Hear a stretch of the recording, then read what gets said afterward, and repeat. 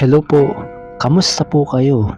Narito po muli tayo sa panibagong video na ating ima-manifest ang musika, orasyon para magsisi na siya sa kasalanan niya na nagawa sa'yo.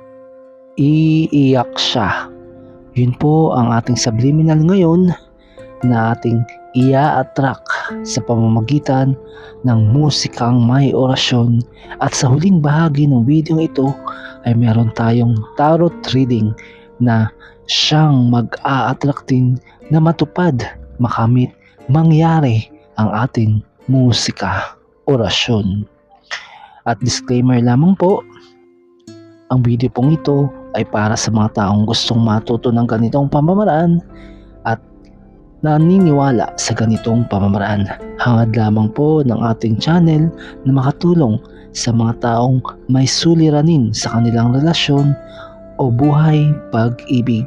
Wala po tayong intensyon na makasira, makasakit ng damdamin ng mga tao. Bagkus hangad po namin na makatulong kami sa inyo. Siyempre po, kailangan 100% kayong naniniwala. Pero siyempre po, kung kayo bago pa lamang sa ating channel, medyo parang naninimbang pa kayo o tinitingnan ninyo kung ito ba ay totoo o katang isip lamang o kaya naman ay gawa-gawa lamang. Ito po ay isang mabisang musika, orasyon kung saan ang musika na nakalagay sa video ito ay may orasyon.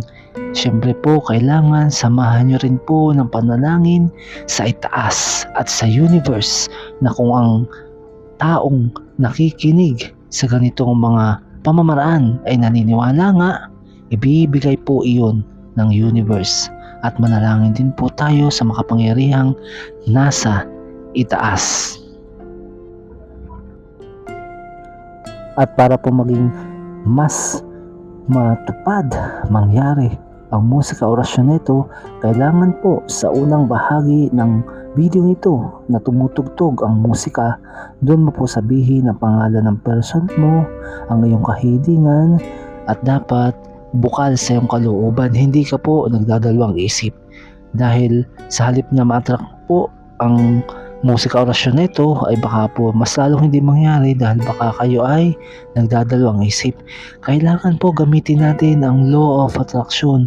Kung ano yung sinasabi ng ating bibig, kung ano ang ating iniisip, yun po ang mangyayari.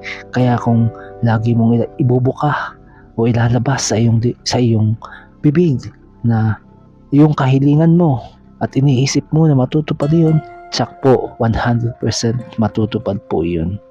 At kung kayo man po may pinagdaraanan, huwag po kayong masyadong magpadala sa inyong pinagdaraanan. Marami pa pong paraan, marami pa pong bagay na pwedeng makapagpasaya sa inyo kung kayo'y nasa rurok na kayo'y napakalungkot at para nga po maibsan o magkaroon ng maayos ang iyong pakaramdam.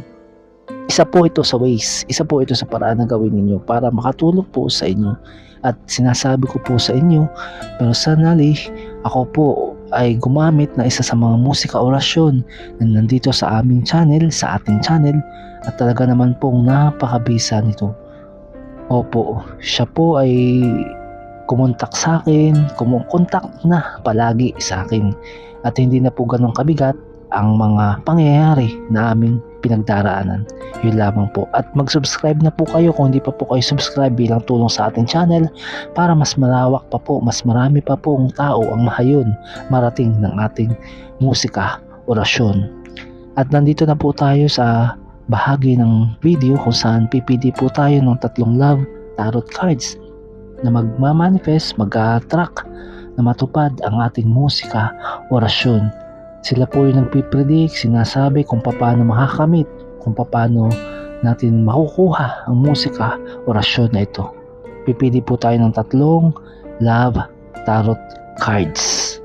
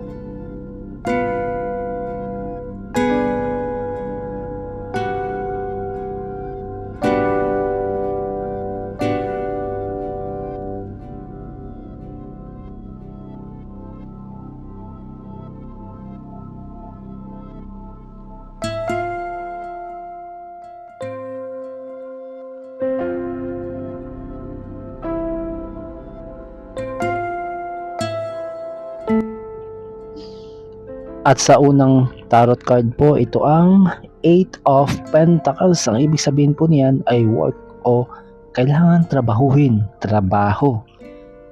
At sa pangalawang tarot card po, ito naman ang The High Priest. Ibig sabihin po niyan ay merong mystery na mabubunyag o masasisiwalat. At sa pangatlong tarot card, ito po ang Queen of Wands. Ang ibig sabihin po niyan ay merong katuparan na mangyayari. Opo, katuparan na mangyayari. Yan po, kung i-apply po natin yan sa ating subliminal na musika orasyon para magsisi na siya sa kasalanan na kanyang nagawa sa iyo at siya ay iiyak. Ayan po, sinasabi po ng mga tarot card na mag-work, na siya ay aamo at magkakaroon ng katuparan na siya ay magsisisi na. At yun po, matutupad ang ating musika, orasyon para siya magsisi na sa kanyang kasalanan sa iyo. Yun lamang po at God bless.